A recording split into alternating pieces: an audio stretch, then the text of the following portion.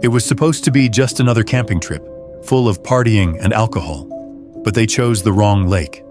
This place happens to have a dark and sinister past, as it's the birthplace of Jason Voorhees, one of the deadliest killers ever known, and he does not like visitors.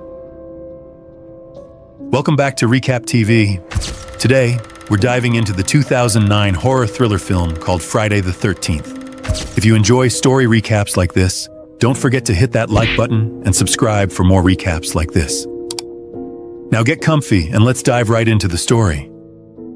The film opens with a flashback to June 13th, 1980, at Crystal Lake. A young woman named Alice runs through the stormy night, terrified.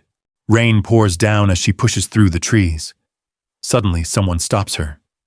An elderly woman steps into view, Pamela Voorhees, driven into madness by the death of her son, Jason. She accuses Alice of being one of the camp counselors responsible for his drowning, claiming they ignored him and let him die. Alice shouts that it was an accident, but when Pamela attacks, she strikes first, and Pamela's severed head lands in a puddle. Alice escapes the scene, and moments later, a young boy approaches the body. It's Jason, somehow alive. Calmly, he picks up his mother's necklace and the machete, her voice now echoing in his head. Kill for mother. Nearly 30 years later, 5 friends, Wade, Mike, Whitney, Richie, and Amanda, arrive at the abandoned Crystal Lake campground. They plan to camp and search for a rumored marijuana grow site. Wade leads the way, but with the daylight fading fast, they decide to set up camp. Evening falls, and the group gathers around a campfire. Wade returns from the woods and says he found a broken-down cabin he wants to explore, but no one wants to join him. He shifts to storytelling and recounts the Crystal Lake legend. A woman who went on a rampage, killed the counselors she blamed for her son's drowning, and was eventually decapitated with a machete. Then, he adds one more detail. Her son, Jason, he came back. According to the story, the boy never actually drowned, but came back horribly deformed. And to this day, he still roams the area. Skeptical, the others laugh it off and treat it like a campfire story. The group begins to split up as Mike and Whitney wander off.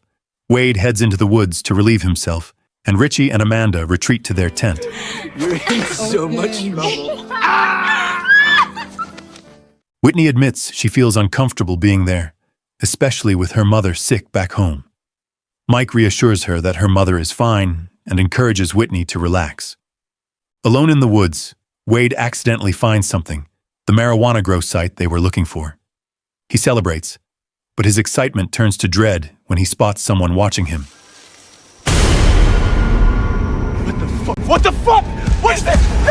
No! Mike and Whitney discover the broken-down cabin Wade mentioned earlier and decide to explore it. The interior is wrecked and cluttered with old furniture and strange collected items. Inside a jewelry box, they find a necklace holding a photo of a young woman who looks just like Whitney. She keeps it. Deeper inside, they uncover a child's bedroom with a name written on the bed frame. Jason. Wasn't Jason the name from Wade's story? I want to go. Like, right now. Oh, come on. Please? Back at the camp, Richie and Amanda wrestle in their tent when they hear a noise outside. Wade!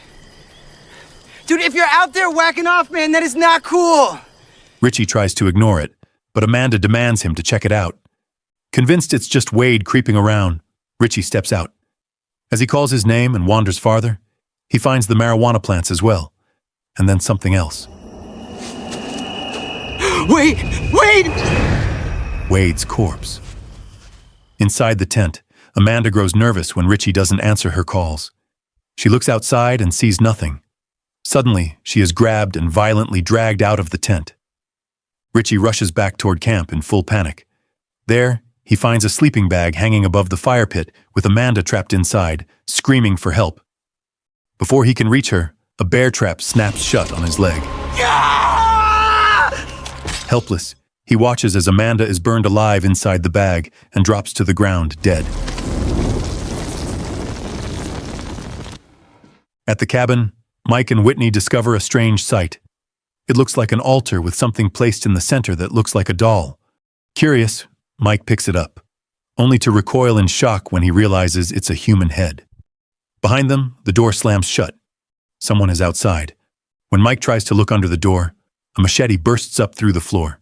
He quickly backs away, but the blade strikes again and again, impaling his arms and feet.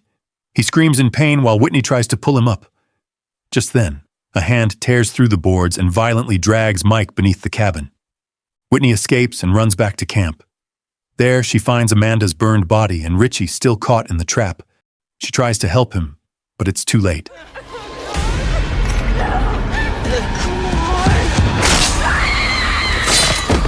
As Richie drops dead, the maniac now turns his attention to Whitney.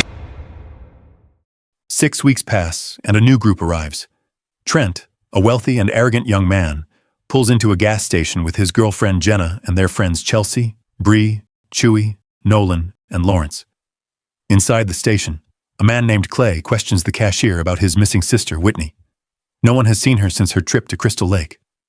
Trent, impatient, asks Clay to move aside so they can pay. Clay politely steps aside to avoid trouble, but unavoidable tension forms between the two. So you don't want to be friends after this? You don't want to hang out? Let it go, Trent. It's not me. This guy's being a dick. Yeah, it's me. Obviously, I'm the one being a dick. Jenna, however, shows sympathy for Clay's situation. Later, Trent and the others reach his family's cabin, a large and luxurious place where they prepare for a weekend of partying, sex, and drugs. Elsewhere, Clay is stopped by police who instantly recognize him from his ongoing search. The sheriff says Whitney would have been found by now if she were still in the area and suggests she probably left for good with her boyfriend. Clay disagrees, explaining their mother was very sick and recently died. Whitney would not have left during a time like that. Moments later, Clay approaches an old house and is met with an elderly woman. He shows Whitney's photo and asks if she has seen her. Mysteriously, she tells him that people who go missing around here will never return. She adds that they all want to be left alone, including him. Clay asks who she is talking about, but gets no answer. At another property, Clay questions a young worker if he has seen Whitney. I wish I had, man. I ain't seen her, though. Thanks. The man turns him down, but offers Clay some marijuana he found out in the woods a while back. Clay refuses and continues on. Back at the cabin, the party is in full swing when the doorbell rings. Jenna answers and finds Clay. They recognize each other instantly. Even though he already knows the answer, Clay asks about Whitney. Jenna, feeling bad for him, tries to cheer him up and invites him inside for a beer. Inside, Trent immediately confronts him, saying Clay is not welcome there. You can't stay here. No offense, but this is a private party. I don't know you. No, you don't know me. That's so funny. I just said that. Tension rises, but Clay chooses to leave. Jenna follows him outside. Ashamed of Trent's behavior, she offers to help Clay search for Whitney. Meanwhile, the young worker Clay met earlier returns from another trip to the forest. While trying to relax, he suddenly hears a noise upstairs, and without thinking much of it, he goes to check it out. There, he spots a human-shaped figure covered by a cloth and slowly approaches it. It first appears to be a false alarm, but behind him, a massive figure moves, approaching him. I'm gonna fucking pound you so hard. What the fuck? A struggle follows. The man manages to tear away the cloth covering the attacker's face. What the That shit ain't fucking right, dude. In an instant, he is killed. The killer reaches for his cloth mask, but notices something on the floor. A hockey mask.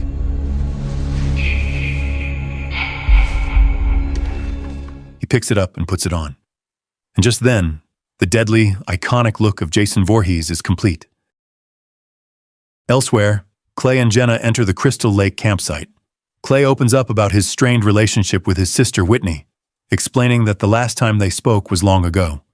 As they move through the area, Clay spots a broken GPS device lying on the ground. It's damaged, but it could be useful. Back at the house, the mood is high. Trent, Chewy, Bree, and Lawrence are deep into drinking games, laughing and shouting over each other. The energy is loose and loud, even as Trent grows irritated whenever he loses. You lost 10 in a row. Shoot the boot. My house, my rules. I'm not drinking that shit. Fine. Out on the lake, Nolan and Chelsea have separated from the group and taken Trent's boat. Nolan speeds across the lake while Chelsea wakeboards behind him, cutting clean lines through the waves. However, the cheerful moment turns to dread as an arrow flies in and strikes Nolan in the head. With no one steering, the boat surges forward and slams into Chelsea. Stunned, she fights to stay afloat. Then she sees him, Jason, watching from the shore. Panicked, she swims beneath a pier and hides under it.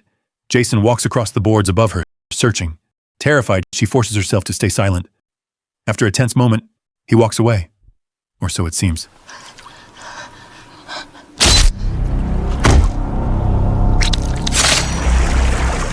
Just like that, she too is gone. Hours later, night begins to fall as Clay and Jenna continue their search. They move through abandoned cabins, doors hanging loose and rooms filled with strange, unsettling remnants.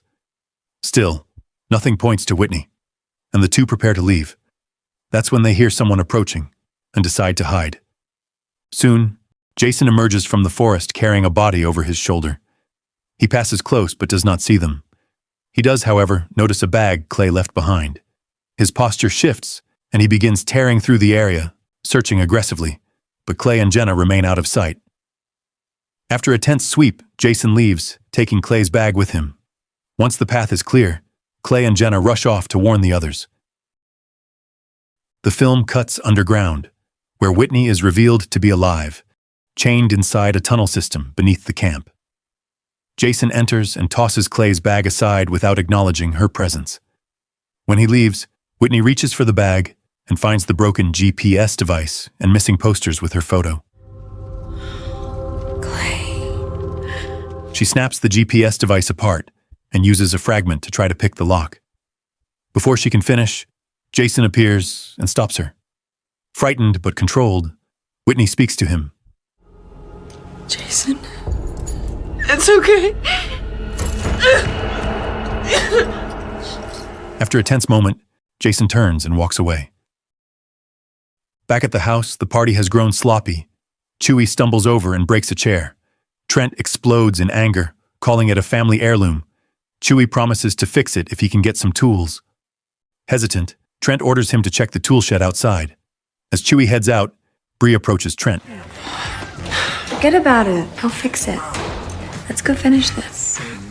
Soon, the two go upstairs together. At the tool shed, Chewie finds it cluttered and dim.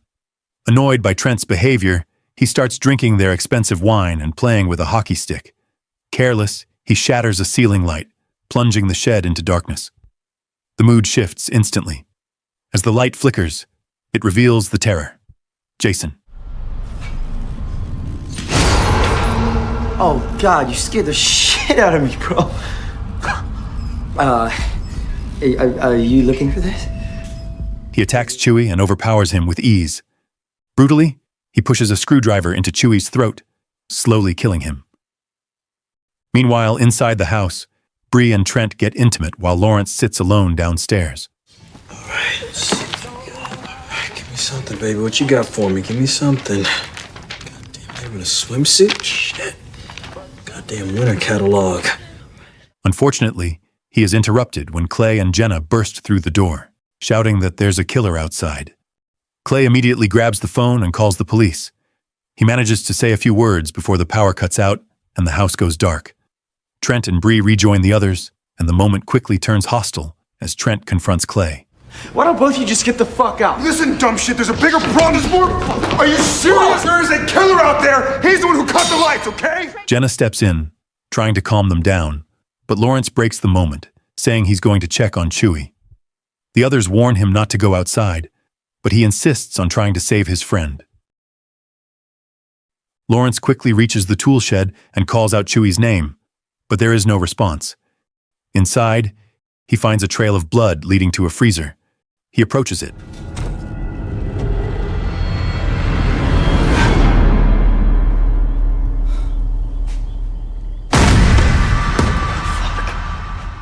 Suddenly, Jason appears and tries to grab him, but Lawrence dodges and bolts out of the shed. Jason follows, grabbing an axe along the way and hurling it into Lawrence's back.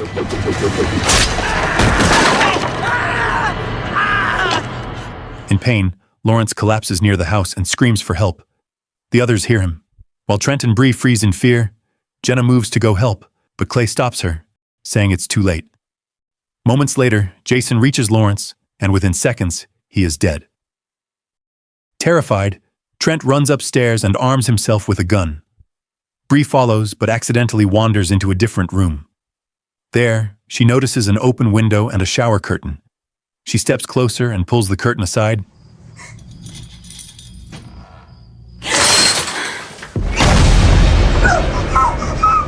Jason appears again, and a silent struggle follows. Within seconds, she is overpowered and brutally impaled on an antler mount. Outside, a police officer has arrived and reaches the front door. The group feels relief, but before anyone can let him in, Jason appears behind him and impales him through the door. Trent, now armed, orders everyone to make a run for the car. Jason seems to be gone, so they rush outside and reach the vehicle. However, they cannot find the keys. Suddenly, Bree's body crashes down onto the vehicle and crushes the windshield. Trent panics and runs into the forest alone. He reaches the road and flags down a passing car, but before he can get inside, Jason is already there. Jason brutally impales Trent on a metal bar sticking out from the back of the vehicle.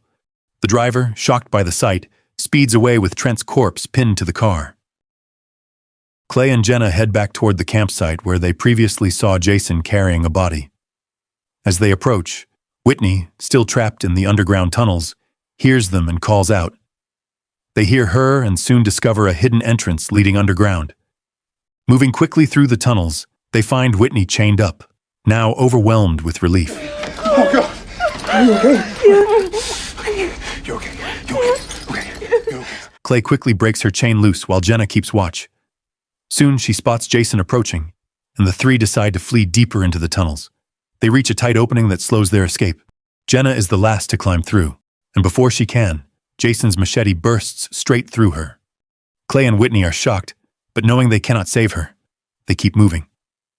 They break through to the surface inside a wrecked bus, but somehow, Jason is already there. Run! Clay gets brutally beaten, but instead of finishing him, Jason begins looking for Whitney, who is hidden between the seats. As he closes in, Whitney lashes out and kicks him hard, knocking him backward into the tunnel below. Battered but alive, Clay helps Whitney up, and the two flee into the night. Moments later, they reach the same house Clay visited earlier. He tells Whitney to hide and grabs a sickle, preparing to stand his ground. Jason, however, crashes through the window behind him and seizes him. Clay stabs Jason and manages to break free. A violent clash unfolds in front of Whitney's eyes as they slam into nearby machinery, and a grinder roars to life. Jason begins pushing Clay toward the spinning blades, but suddenly stops when Whitney calls out his name. Jason! She raises his mother's necklace and tells him to stop. Jason freezes at the sight. Seizing the moment, Clay snaps a bear trap onto him. Whitney grabs the attached chain and throws it into the grinder. The chain pulls tight, lifting Jason upward as the mechanism strains. Soon, the overhead beam collapses, and Jason begins to get dragged into the deadly machine. He resists and manages to hold himself back. Whitney steps in. She grabs Jason's machete and delivers a final deadly strike. Say hi to Mommy! In hell! Jason, once seen as unstoppable, collapses to the ground, his body slowly being torn apart by the spinning blades. At dawn, the sunrise shines over Crystal Lake, where Clay and Whitney have brought Jason's body. They push it off the pier and watch it sink to the bottom. The moment feels calm, almost surreal, until suddenly, the peace is broken.